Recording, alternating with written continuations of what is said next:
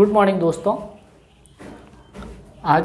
कल मैंने आपको बताया था चित्रकला का पार्ट फर्स्ट। आज मैं आपको बताने जा रहा हूँ चित्रकला का पार्ट टू, राजस्थान की चित्रकला पार्ट टू। कल से आगे का आज मैं करवा रहा हूँ, ठीक है। तो कल मैंने आपको करवाया था उत्पत्ति और विकास कैसे हुआ था चित्रकला का। आज मैं चित्रकला की शैलियों के बारे में बताने जा रहा हूँ। जो चित्रकला की शैलियाँ हैं, सबसे पहले मेवाड़ शैली। क्या है? मेवाड़ शैली मूल शैली है चित्रकला की। मेवाड़ शैली कौन सी है? मेवाड़ शैली। फिर इसके बाद में आएगी आपके मारवाड़ शैली। क्या आएगी? मारवाड़ शैली।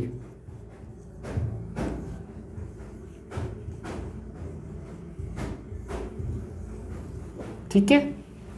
फिर इसके बाद में आपके आएगी किशनगढ़ शैली। कौन सी आएगी?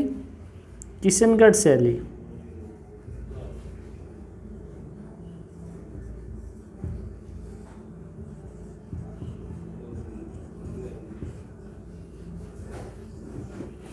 ये 1 नंबर, ये 2 नंबर, ये 3 नंबर,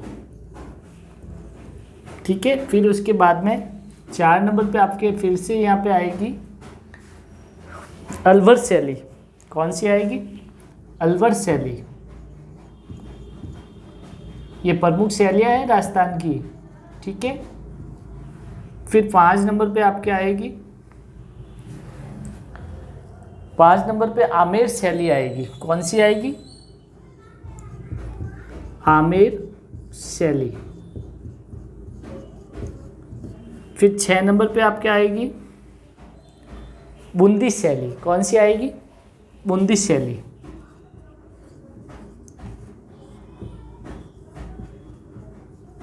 बूंदी शैली, ठीक है। और 7 नंबर पे लास्ट आपकी आएगी जयपुर शैली।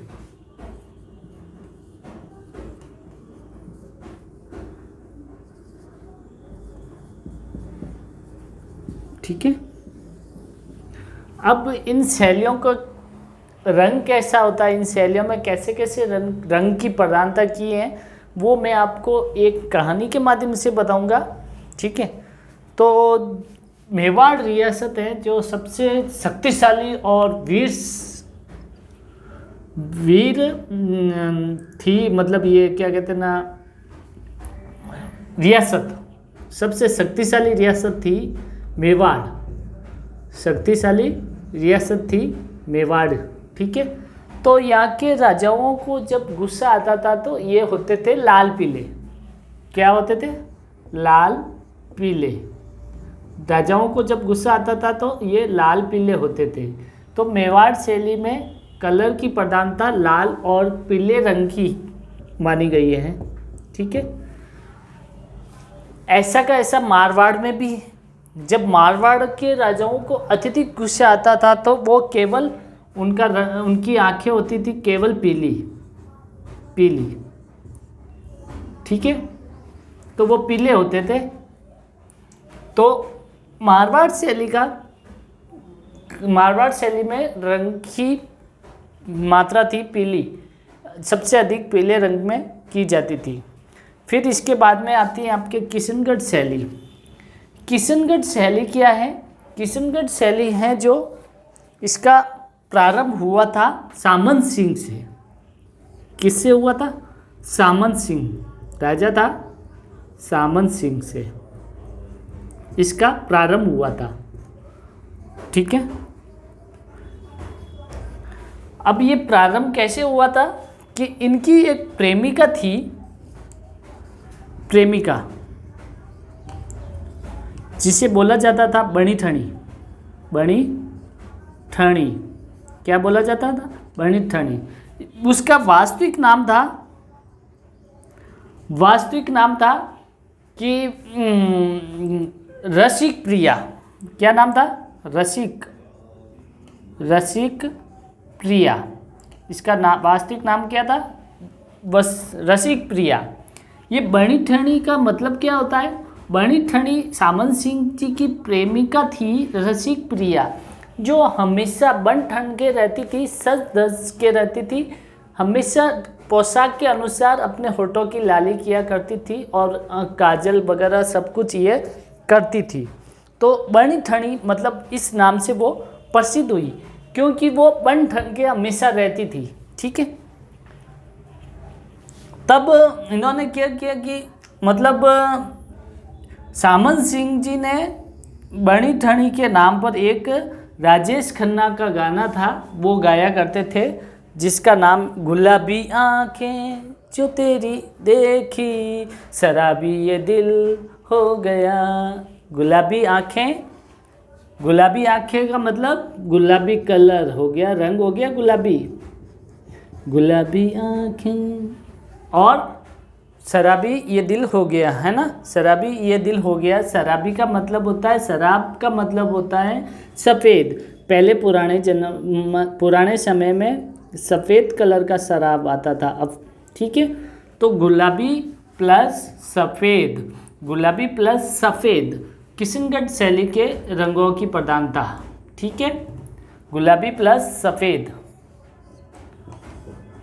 ठीक है, ये आपके होगी किशनगढ़ शैली। फिर आती है आपकी अलवर शैली। अलवर शैली में क्या होता था, सर्वाधिक मीणा होते थे। अलवर में सर्वाधिक मीणा है, जो उनका काम होता था चोरी करना। ठीक है, चोरी करना। दोस्तों मैं ये आपको किसी जाति या किसी से मतलब बुराई नहीं करना चाह रहा हूँ, आपको सिर्फ मैं याद करने की ट्रिक बता रहा हूँ। पहले जो मीणा थे वो चोरी करना उनका पेशा होता था। तो वो चोरी किस चीज़ की करते थे, कोई गाय की, भैंस की, बकरी की नहीं, वो करते थे जेवरात सोना, यानी सोने चांदी आभूषणों की चोरी करते थे। तब ये चोरी करते थे जेवरात की। किसकी? जेवरात, यानी आभूषण, है ना। तो इसका कलर हो गया आपका जेवराती रंग, जेवराती रंग। ठीक है, फिर आपकी आती है आमेर शैली। आमेर शैली में आमेर का किला होता है, वहाँ आमेर का किला है और वहाँ पे एक सुंदर पहाड़ी पर है, वो सुंदर पहाड़ी पर, सुंदर पहाड़ी पर है। ठीक है, आमेर का किला सुंदर पहाड़ी पर है। ठीक है, और वहाँ जाकर आपको ऐसा प्राकृतिक दृश्य दिखता है कि आपने ऐसा कहीं नहीं देखा, प्राकृतिक दृश्य दिखता है। तो इसका कलर हो गया आपका प्राकृतिक रंग। प्राकृतिक रंग क्या हो गया? प्राकृतिक रंग हो गया इसका। इसका रंग कौन सा हो गया? प्राकृतिक रंग। फिर बूंदी शैली। बूंदी शैली में जैसे कोई पेड़ है, ये जैसे ये पेड़ है, ठीक है, ये पेड़ है, इसको अगर पानी नहीं मिले तो ये जल जाएगा, सिकुड़ जाएगा। फिर आप इसको एक एक बूंद की मात्रा से इसको पानी दो, एक एक बूंद पानी देते जाओ तो ये पेड़ पुनः हरा हो जाएगा। कैसा हो जाएगा? हरा हो जाएगा। जब हरा हो जाएगा तब ये कैसा दिखेगा? सुनहरा। कैसा दिखेगा? सुनहरा। सुनहरा होगा। तब आप क्या करोगे? चांदी खरीदोगे। क्या खरीदोगे? चांदी। तो इसका रंग हो गया है आपका हरा, सुनहरा और चांदी। ठीक है, हरा, सुनहरा और चांदी रंग। फिर इसके बाद में आती है जयपुर शैली। जयपुर शैली में तो मतलब काले को, जयपुर वालों को, जब जयपुर के राजाओं को अत्यधिक गुस्सा आता था तो वो भी सबसे मतलब पीले होते थे, गुस्से से पीले होते थे, लाल पीले होते थे गुस्से से, वो भी राजा लाल पीले होते थे। ठीक है,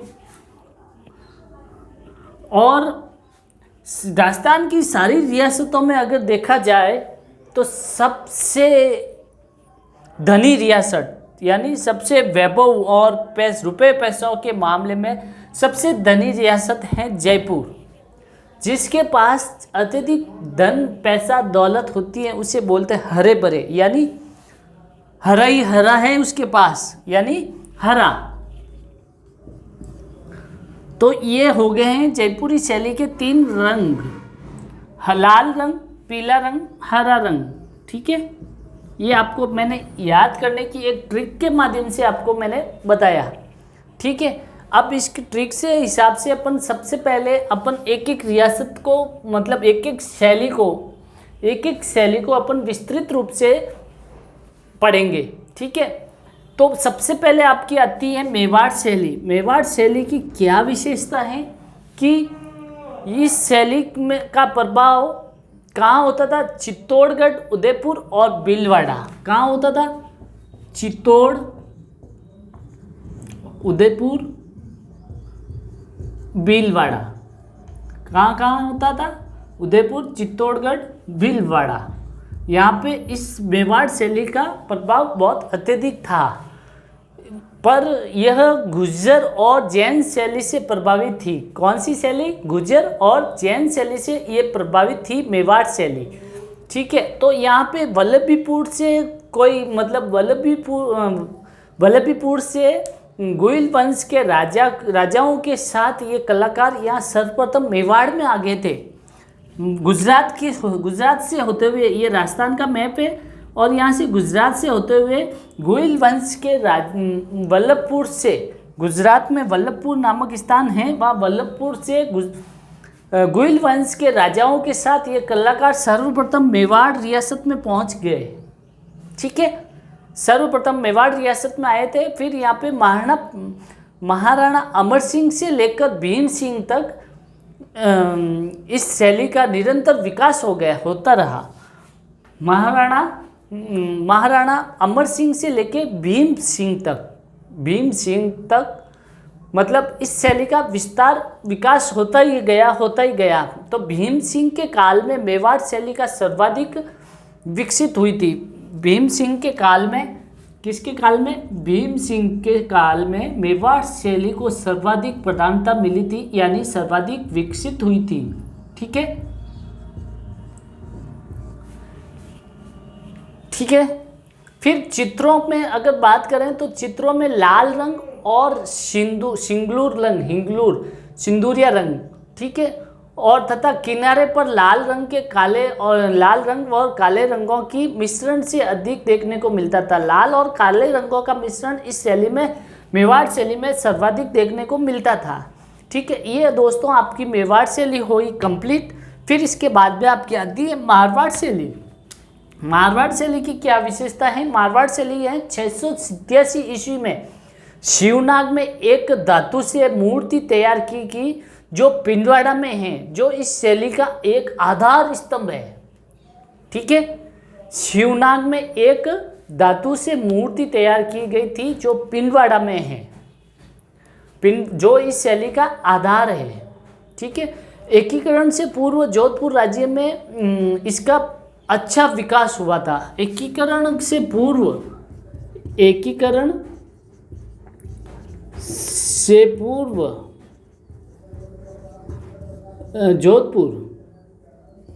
जोधपुर राज्य में, जोधपुर में इसका अच्छा विकास हुआ था। किसका? मारवाड़ शैली का। ठीक है, जोधपुर को है मारवाड़ बोल सकते हैं आप। ठीक है, फिर इसके बाद में महाराणा सूर सिंह, जसवंत सिंह, अभय सिंह, मान सिंह और तखत सिंह इस शैली के प्रमुख संरक्षण थे। कौन कौन थे? महाराजा सूर सिंह, जसवंत सिंह, अभय सिंह, मान सिंह, तखत सिंह, और इस शैली के वो प्रमुख संरक्षण थे। मारवाड़ शैली लाल पीले रंग की अधिक प्रयोग किया जाता था, जो इसकी स्थानीय विशेषता है। लाल पीले रंग की स्थानीय विशेषता का मतलब क्या है कि यहाँ पे जोधपुर के अंदर जब सूर्य उदय होता था, जब पूरा सूर्य पीला कलर के दिखता था मारवाड़ के साइड में, ठीक है, जैसलमेर जाओ, जोधपुर जाओ, कहीं पे भी, और जब अस्त होता था तो जैसे थोड़ा थोड़ा लाल के जैसा दिखता है। तो ये यहाँ की विशेषता है लाल पीला। इसलिए इस मारवाड़ शैली में लाल पीला रंगों की अधिक प्रधानता दी गई थी। फिर इसके बाद में आती है आपकी किशनगढ़ शैली। किशनगढ़ शैली में क्या होता है? किशनगढ़ शैली एक मतलब चित्र शैली का विकास तो महाराजा मानसिंह के काल में हुआ था, लेकिन यह बनी ठनी चित्र शैली है जो इसका उद्भव महाराजा सावन सिंह के काल में हुआ था। किशनगढ़ शैली का विकास तो महाराजा मानसिंह के समय हुआ था, लेकिन बनी ठनी शैली है जो महाराजा सावन सिंह के समय में हुआ था, इसका उद्भव। ठीक है। और किशनगढ़ शैली का समृद्ध काल अगर माना जाए तो सावन सिंह के समय का है, जो कि नागरिक दास के नाम से भी विख्यात है। नागरिक दास के नाम से भी विख्यात है। ठीक है। स्वर्णिम काल अगर कहा जाए तो सामन सिंह के समय में किशनगढ़ शैली का था स्वर्ण काल। ठीक है, जिसे अपन स्वर्ण काल बोल सकते हैं, स्वर्णिम काल बोल सकते हैं। और इसमें क्या होता था? कला, प्रेम और भक्ति का सर्वांगीण विकास हुआ और इस शैली में। ठीक है। और फिर इसके बाद में बनी ठनी जो है ना, जो चित्रकारी सावन सिंह के समय मोर ध्वज निहाल चंद ने करवाई थी। बनी ठनी की चित्रकारी सावन सिंह के समय में मोर ध्वज निहाल सिंह ने बनी ठनी की चित्रकला का कारीगरी करवाई थी। ये एक बनी ठनी है, इसमें एक औरत है, औरत का हाफ चित्र दे रखा है। इसमें लंबे नाक की इसकी विशेषता थी, बड़ी बड़ी आंखें थी, तिरछी आईब्रो थी। ये इस प्रकार से ये मतलब इसकी में क्या कहते हैं ना, उसको सामन सिंह के शासनकाल में मोर ध्वज निहाल चंद ने इसका किया था। फिर इसके बाद में आपके आती है अलवर शैली। अलवर शैली दोस्तों, अलवर शैली एक अजीब सी शैली है, जिसमें अलवर शैली है जो जयपुर और दिल्ली शैली का मिश्रण से बनी है। ये अलवर शैली दिल्ली और जयपुर शैली के दोनों के मिश्रण से बनी है।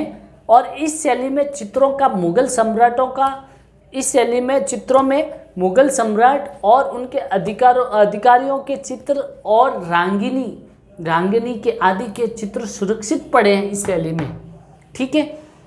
फिर इस शैली में मौलिक स्वरूप राजा बख्तावर सिंह और विजय सिंह के समय हुआ था। ठीक है। अलवर शैली का मौलिक स्वरूप, इस शैली में ईरान, मुगल और राजस्थानी, विशेषतः जयपुर शैली शामिल है। इस शैली में कौन कौन सी? ईरान, मुगल और राजस्थानी में अगर विशेषतः जयपुर शैली इसमें सम्मिलित हैं।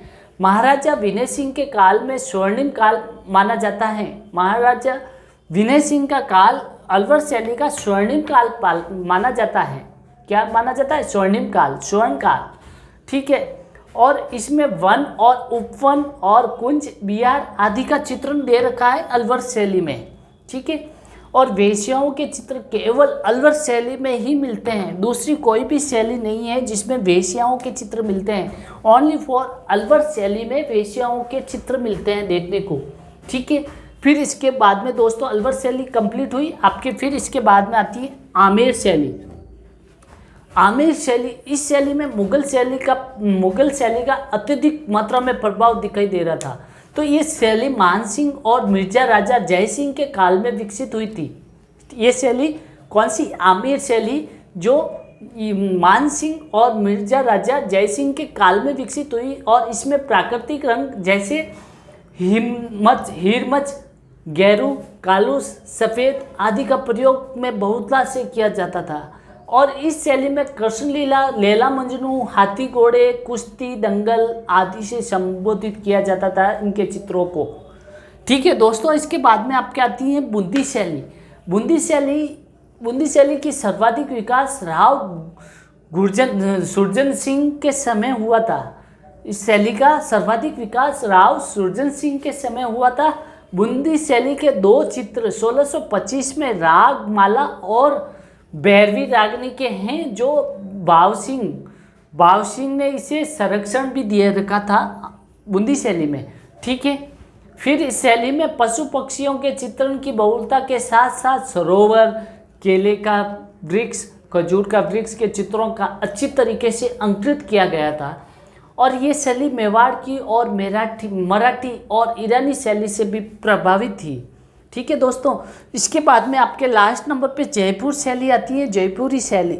इस शैली में चित्रों का रास मंडल, बारहमासा, गोवर्धन धारण, ठीक है, और गोवर्धन पुतवा आदि का मतलब उल्लेख किया गया है। राजा सवाई प्रताप सिंह के शासन के दौरान महाभारत, कृष्ण लीला, गीत गोविंद और कामसूत्र के चित्रों पर बहुत सुनहरे ढंग से चित्रण किया गया था। ठीक है, फिर इसके अलावा एक दो और शैलियाँ हैं जो मैं आपको ऐसी मौखिक में बता दूँ तो कोटा